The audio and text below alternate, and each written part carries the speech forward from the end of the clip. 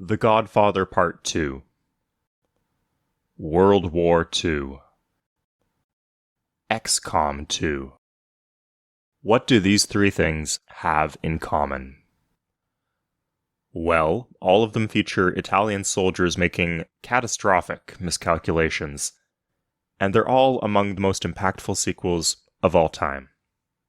I've been thinking a lot about what it means for a game to be the perfect sequel. A lot of my favorite franchises are more like anthologies. They completely reinvent themselves with each new installment. I don't think there's such thing as the perfect sequel, but I do think that there's such thing as a perfect, faithful sequel, giving fans something new that appeals to them in all of the same ways that the original product did. Now, to be clear, XCOM Enemy Unknown is not that type of game. It has a quite different gameplay experience and intended audience relative to the original from 1994 that it is trying to remake.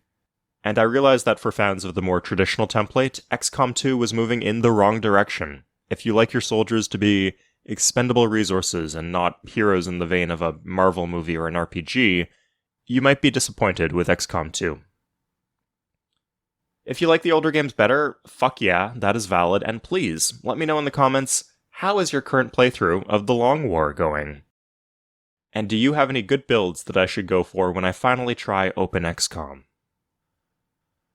But for more casual fans, like myself, who were completely on board with XCOM Enemy Unknown, XCOM 2 is the perfect follow-up.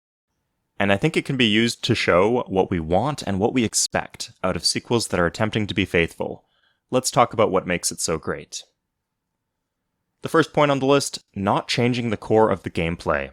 It was a relief picking up XCOM 2 for the first time, because everything I knew from XCOM 1 was just still there. The basic game actions like dashing, hunkering down, overwatch, and grenades, the way high ground and cover work, and even between battles, the systems of research, base building, and choosing mission bonuses remain the same. Even the basic classes were pretty much copy and pasted from XCOM 1. I remember being a bit disappointed when I realized this, but I've grown to respect their decision. Each of these classes, for me, is just better and more fun to play than in XCOM 1. Assaults have swords now, and snipers start with squad sight, because that was realistically what I was going to pick 100% of the time anyway. Don't get me started on supports, man. I bring 4 of them on every mission. They hack into any robot, with 2 soldiers on one keyboard like this was NCIS or something. It's great for sequels to build upon the elements of the original, and they're allowed to rearrange things. Giving the basic grunts 4 HP, so that they typically don't die to grenades, does shake up the early game. I like how reloading doesn't consume your whole turn. And there's just generally more variety in the bonuses that you choose and the enemies that you face. You could go a whole month in XCOM 1 without seeing anything aside from a sectoid. In XCOM 2, you can fight 3 different aliens in the first mission.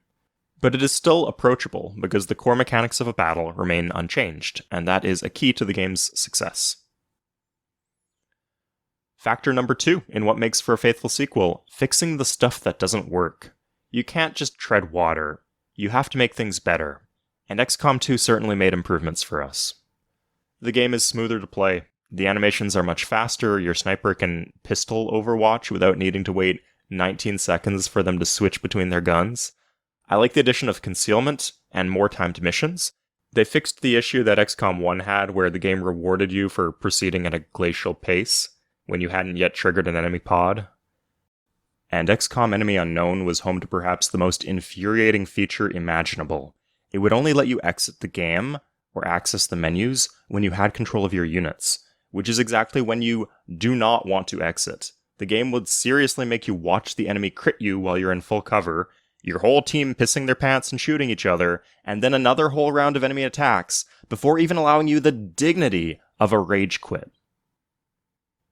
In XCOM 2, you can pause or quit the game at any time. You don't need to wait for the game to stop kicking you in the balls. Improvements can just be that easy. But sometimes they're not.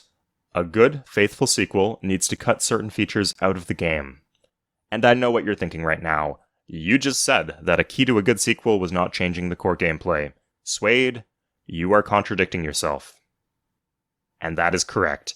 It's stupid and a little subjective. You're being squeezed from both sides.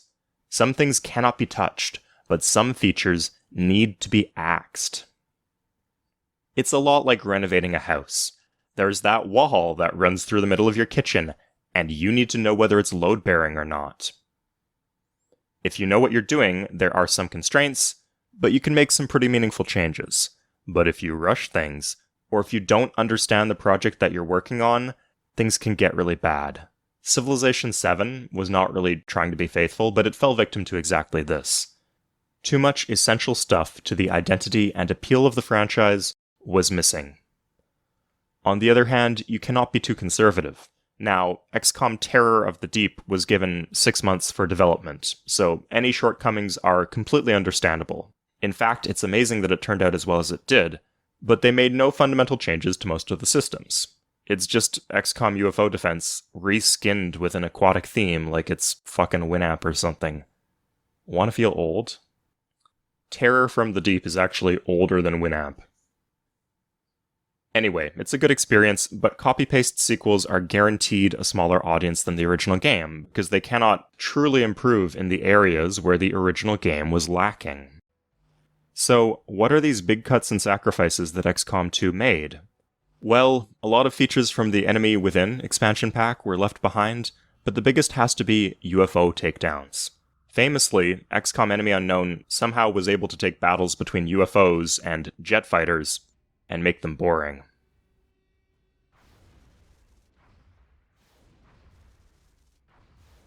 This feature was an artifact from the older XCOM games. It was the only feature that just failed to translate into the remake. The focus here is smaller, you're only managing one base, and it doesn't really fit the more RPG-style gameplay of modern XCOM games. Cutting this feature out entirely was the right call to make, and the tech tree is actually a lot more interesting now that none of the techs unlock tedious upgrades for your interceptors. A clear win all around. The next ingredient in a perfect sequel is an expansion of the storyline. And this is the one place where I felt that XCOM 2 had a stroke of genius. This was not an easy task. The story to XCOM Enemy Unknown is pretty loose. It plays more like a roguelike. You can fail or skip almost every mission, and a lot of them are randomly generated. There's also the issue of spectacle creep. It's the same phenomenon that made Led Zeppelin put Stairway to Heaven at the end of Side 1 and not in the middle. If you've just heard Stairway to Heaven, where the fuck do you go from there? XCOM 1 starts with a total invasion of Earth by psionic extraterrestrials. How do you top that in a sequel? And my soldiers were super decked out at the end of XCOM 1. Why does my progress get reset? So they were in a tough place here. I think a lot of studios would reboot the plot and not make this game a direct sequel, but 2K Games is just built different. And that's the one time you're going to hear me say that on this channel with positive intent. How do you top an alien invasion? Well, how about the aliens defeated us, humanity was conquered, and now we're fighting a guerrilla war against the alien occupiers. This explains why all our advanced gear is gone from the end of last game, and frankly, fighting a revolutionary war and expanding territorial control until you confront a superpower is just a really cool premise for a game, and I'd like to see that done more often.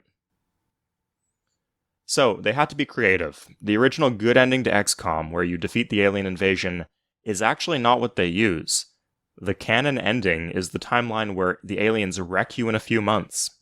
But it's not actually the bad ending from the game, because in XCOM 2, you're the commander again, and everyone seems to have a ton of respect for you, which they shouldn't if they've seen how I position my soldiers. Also, in XCOM 1's bad ending, the leader of the council is possessed by aliens, and in XCOM 2, the leader of the council seems to be a good guy again. Thankfully, most players do not suck nearly as badly as I do at this game. They haven't seen the bad ending for themselves, and so they wouldn't notice the discrepancy. But my point is, the developers had to be creative, and play fast and loose to make the game a direct sequel, and it benefits from being a direct sequel. I have no clue who Bradford is, and if he has any duties on the ship aside from nagging me about the Avatar project, but at the start, when he says, "It's good to have you back," and calls me Commander, I felt a fire light deep within my soul. Same thing the first time they showed me the Vigilo Confido logo again. And dear God, when you head to engineering and Shen's daughter is there, and she says, "Oh, you probably expected to see my father," and explains how he gave his life to protect humanity and the ship, that brought a tear to my eye. When the emotional stakes of the plot are this high, stuff like this is low-hanging fruit, but that's the point of doing a sequel. We're already invested in these characters and this conflict, and XCOM 2 was wise enough to take full advantage. But the plot of the series is not the main focus here. There are other things going on. No, it's definitely not the plot that's making us play XCOM 2. It's actually improvements to the graphics. Now, I'm not the kind of guy who's really into that stuff, which you could probably imagine based on the fact that I spent most of my 20s playing a game that is now 25 years old. And I'm not exactly happy about the fact that an hour of gameplay footage takes up 10 gigs of space on my hard drive. But credit where credit is due, the graphics in XCOM 2 are a step up. Specifically, they went for a graphical style that has a glossy sheen to it. This has a few different effects.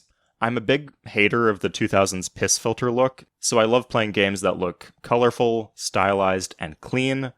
A lot of AAA games are missing that. On the more robotic units, the shiny armor looks beautiful. On some of the aliens, like the sectoids and the faceless, it has a sliminess to it, which fits the game quite well. My only complaint would be that some of the humans look like wax figurines, but I don't know, maybe they're just being possessed by aliens. Overall, the game looks fantastic, and it's a nice improvement over XCOM Enemy Unknown. Tactical strategy games are pretty niche. The genre needed a big hit, and XCOM 2 delivered. It's a phenomenal game, but the most impressive part is how methodical it was about checking all the right boxes to deliver a product that fans of XCOM Enemy Unknown were guaranteed to appreciate. It gets everything right as a sequel. I can see why they're struggling with XCOM 3. Definitely check out this game, and the whole series to be honest, if you have not already. Cheers everybody. See you guys next time.